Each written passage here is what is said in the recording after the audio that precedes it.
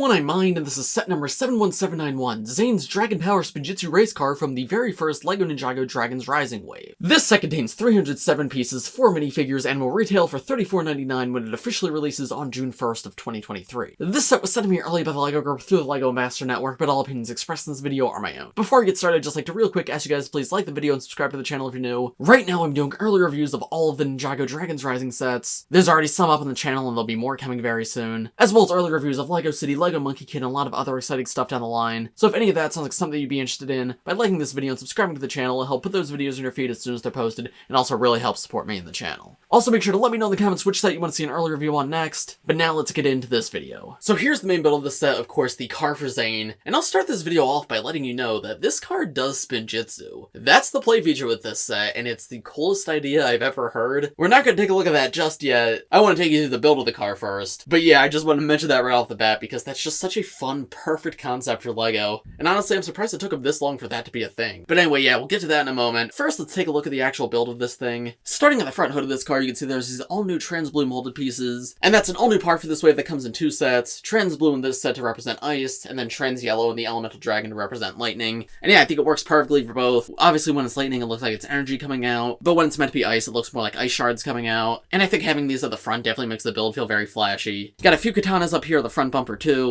And then like the stickered hood piece which sort of folds down over the engine of the car. That can also be hinged up though, and you can see the engine underneath. That's yet another stickered piece, and it looks like it has Zane's heart in the center, so I guess Zane's heart's the thing powering this car. Definitely a very fun concept. I don't know, it's a small thing, but I like how we're still getting like Zane's heart in Dragons Rising sets, because obviously we know Zane's not the focus of the show anymore. But little things like that show me that they're still like acknowledging Ninjago's history. Then we have these hard plastic wheels at the front, which aren't the prettiest but also aren't the worst. I like how the Tactic pieces they used are all white, so they actually fit the color scheme of the set, because as everyone knows, like Tactic pieces are often in ugly colors and there's sort of no way around that. But I do appreciate that the colors actually match here. They use like these sci-fi blaster pieces in gold here to add some like texture to the front of the hood. That looks really neat, and I guess you could remove them and use them as weapons if you wanted to. You could give the ninja a gun, I suppose.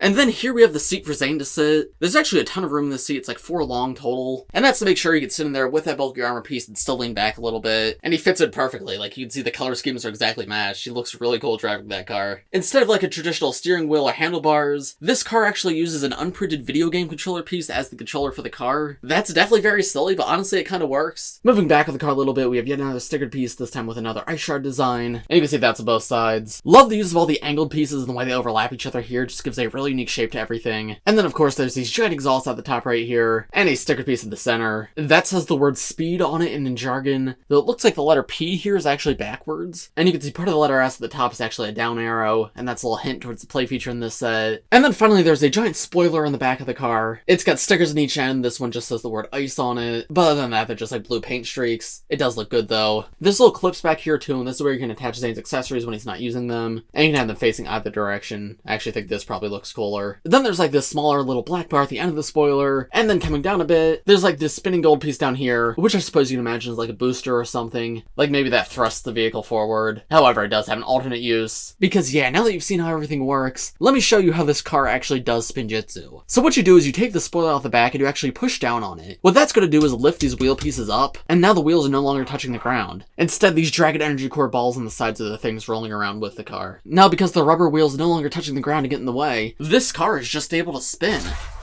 It's genuinely so much fun, and there's just so much movement in it. Now, I will say the effectiveness of this differs depending on like what kind of surface you're doing this on. My light box is very smooth and flat, so I still can get a fairly good spin out of the car.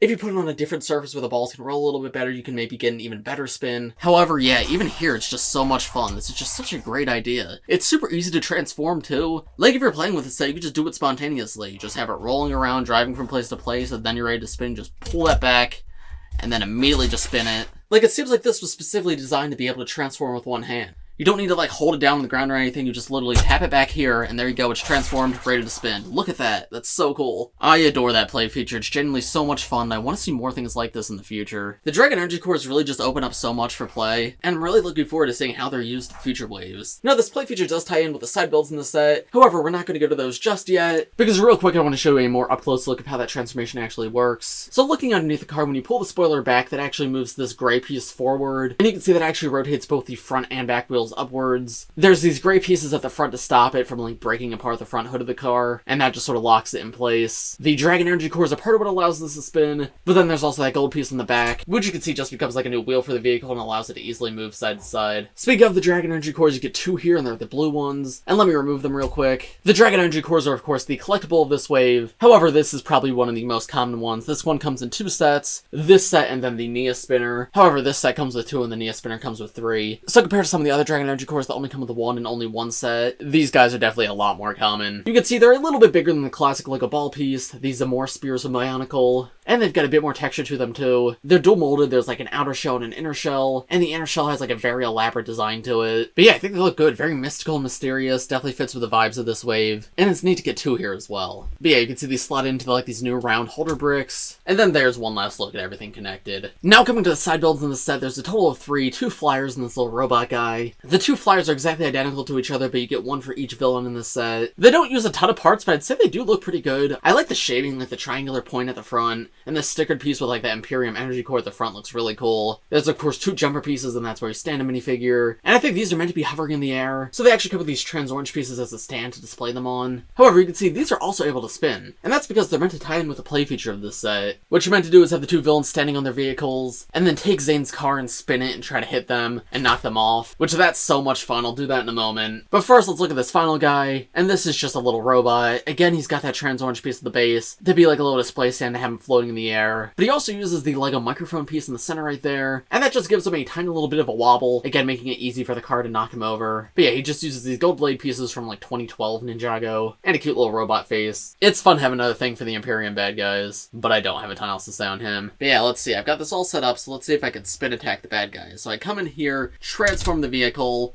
and now if I just spin attack, yeah, wow, okay.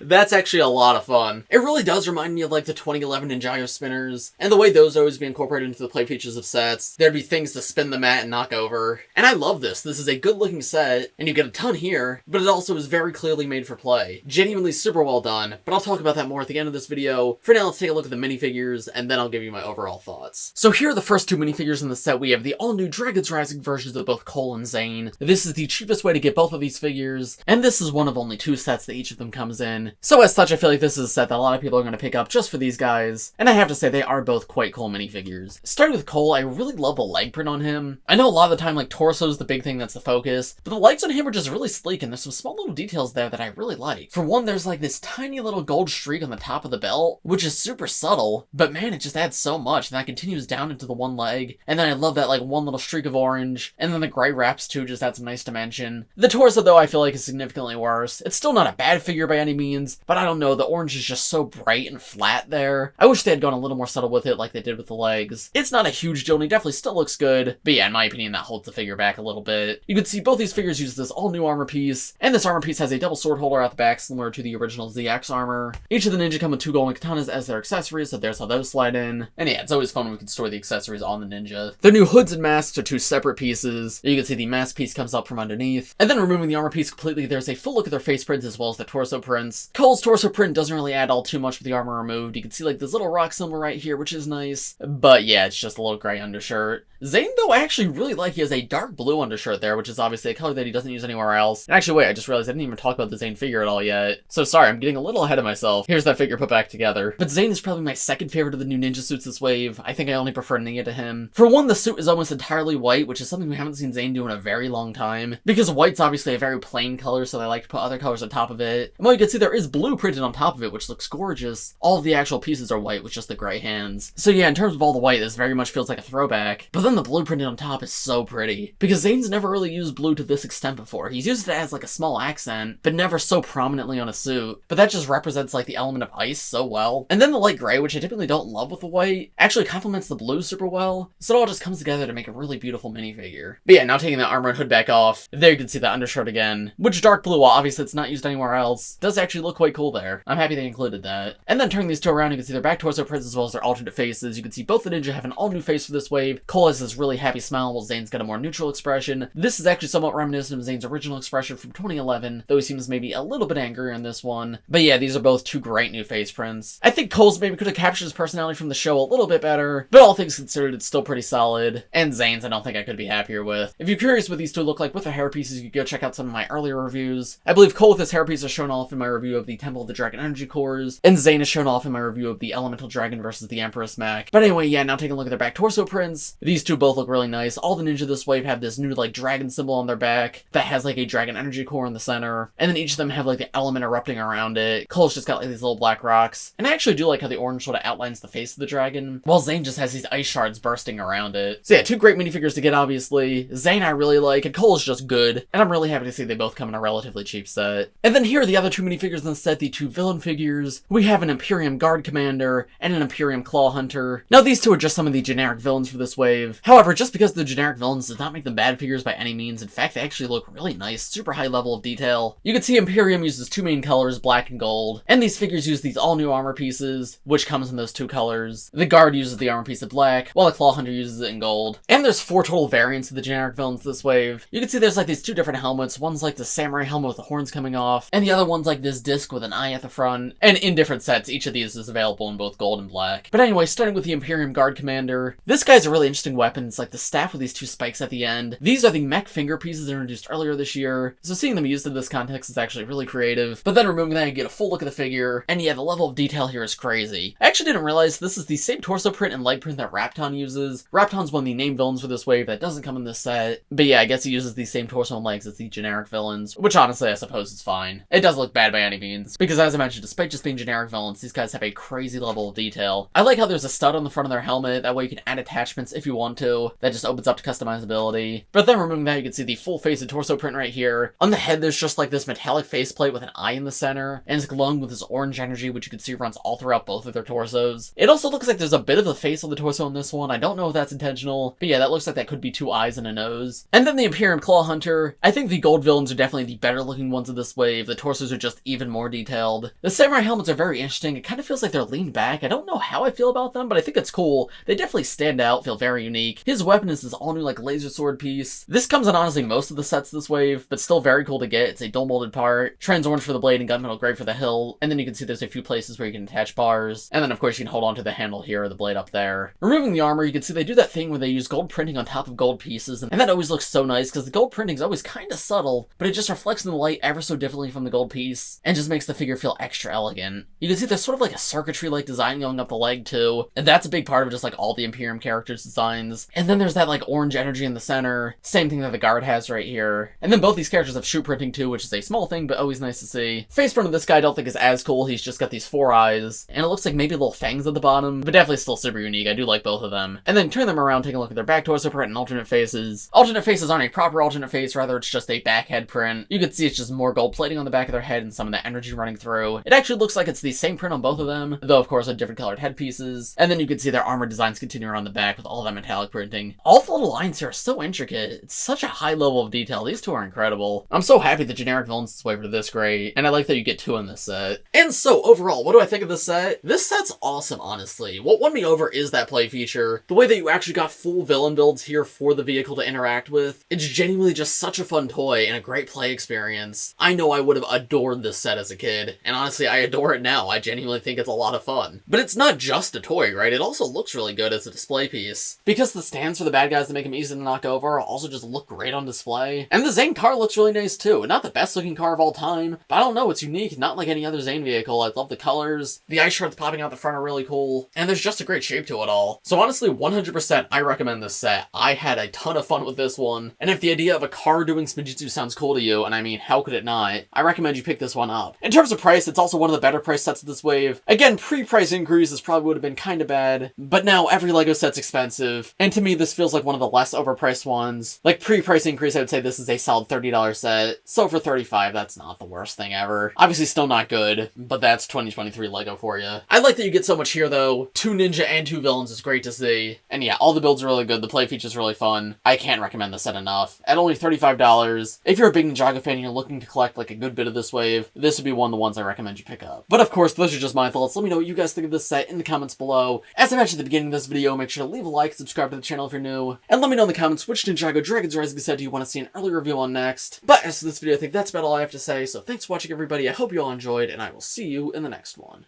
Bye!